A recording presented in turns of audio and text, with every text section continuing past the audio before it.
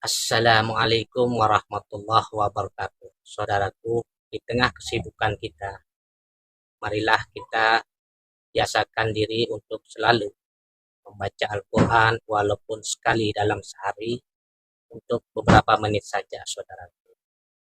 Nah, mengenai bacaan Al-Quran, kita merujuk pada sebuah hadis yang diriwayatkan oleh Ibnu Majah. Pada nomor hadis yang ke-1342, Rasulullah bersabda, Zayyinul Qur'ana bi aswatihim. Indahkanlah bacaan Al-Quran itu sesuai haknya. 3 langkah membaca Al-Quran. Yang pertama tajwid, yang kedua tahsin, dan yang ketiga tartil. Tajwid asal kata jawwada yujawwidu tajwidun, yaitu indah, bagus, dan membaguskan. Dan yang kedua tahsin. Tahsin itu asal kata hasana atau indah. Jadi hampir sama dengan tajwid. Cuman tahsin ini lebih menekankan pada praktek. Dan yang ketiga yaitu tartil. Firman Allah di dalam surat Al-Muzammil ayat 4, warattilul Qur'ana tartil. Bacalah Al-Quran itu secara pelan dan penuh penghayatan. Nah, mengenai indah di sini yaitu irama. Irama itu tidak ditentukan batas ukurannya. Irama itu akan terbentuk setelah tajwidnya terpenuhi.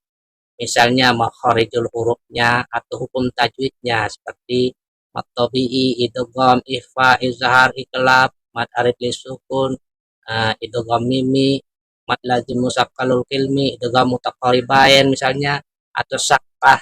Nah, saktah di sini hanya ada di beberapa surat di dalam Al-Qur'an seperti misalnya surat Yasin. Qalu ya wailana man ba'atsana mim marqadina haza. Nah, dalam kata qadina haza, di situ nafas tertahan. Jadi itu contoh dari saktah. Dan yang kedua ada di surat Al-Kahfi juga yang berbunyi walam yaj'al lahu iwaja qayyima. Nah, itu ya. Itu contoh saktah. Nah, mengenai ukuran irama, Allah tidak harus seperti misalnya ini. Kalau unsur tajwidnya terpenuhi, maka irama akan terbentuk dengan sendirinya secara natural. Jadi lain orang, pribadi, maka irama akan beda. Jutaan orang yang membaca Al-Quran, iramanya pasti beda. Kecuali kita ikut-ikutan, misalnya ikut-ikutan irama orang terkenal. Seperti iramanya Muammar ZA atau irama Imam Besar Masjidil Haram. Orang akan tahu kita ikut irama itu. Tapi kalau kita mengikuti secara tajwidnya, maka irama itu akan natural terbentuk dengan sendirinya. Kalaupun ada iramanya yang indah misalnya, yang bagus sekali, kita tidak diwajibkan harus seperti itu. Yang penting yang lebih ditekankan adalah tajwidnya, hukum dalam tajwidnya. Nah, itu yang lebih utama, saudaraku. Nah, mari saudara kita sama-sama belajar. Saya juga masih dalam tahap belajar, saudaraku. Mungkin kita akan hafal teori atau hukum-hukum tajwidnya, tapi belum tentu kita pintar dalam prakteknya kalau kita tidak membiasakan diri untuk selalu membaca, melatih diri tiap hari. Mudah-mudahan dengan kita sama-sama belajar, kita akan mendapat ridho dari Allah Subhanahu wa Ta'ala. أعوذ بالله من الشيطان الرجيم. بسم الله الرحمن الرحيم. الحج أشهر معلومات، فمن فرض فيهن الحج فلا رفث ولا فسوق ولا جدال في الحج، وما تفعلوا من خير يعلمه الله، وتزودوا فإن خير الزاد التقوى، واتقون يا أولي الألباب ليس عليكم جناح أن تبتغوا فضلا من ربكم فإذا أفضتم من عرفات فاذكروا الله عند المشعر الحرام واذكروه كما هداكم وإن كنتم من قبله لمن الضالين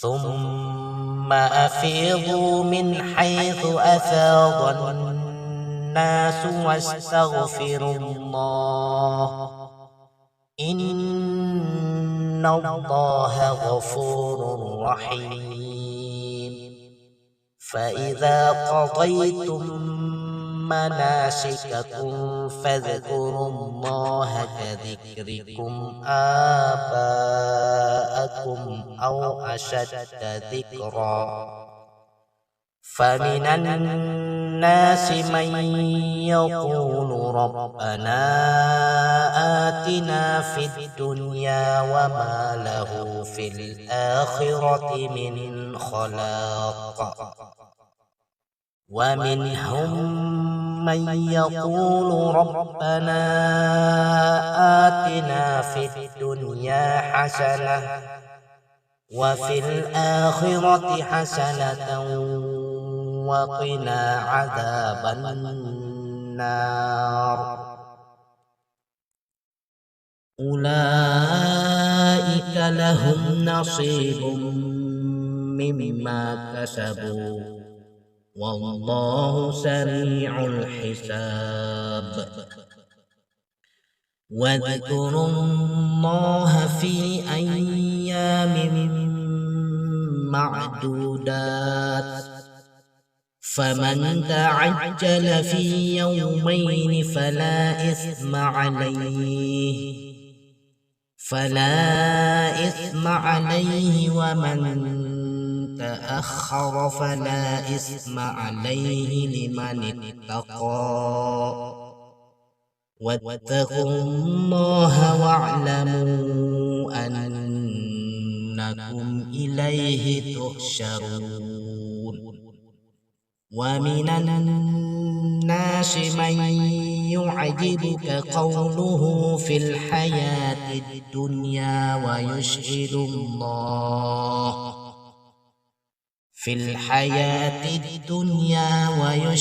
الله على ما في قلبه وهو ألد الخصام وإذا تولى سعى في الأرض ليفسد فيها ويهلك الحرث والنسل والله لا يحب الفساد وإذا قيل له اتق الله أخذته العزة بالإثم فحسبه جهنم ولبئس المهاد ومن الناس من يشري نفسه ابتغاء مرضات الله والله رؤوف بالعباد يا أيها الذين آمنوا ادخلوا في السلم كافة ولا تتبعوا خطوات الشيطان إنه لكم عدو مبين فإن زللتم من بعد ما جاءتكم البينة فاعلموا أن الله عزيز حكيم هل ينظرون إلا أن يأتيهم الله في ظلل من الغمام والملائكة وقضي الأمر وإلى الله ترجع الأمور. صدق الله العظيم.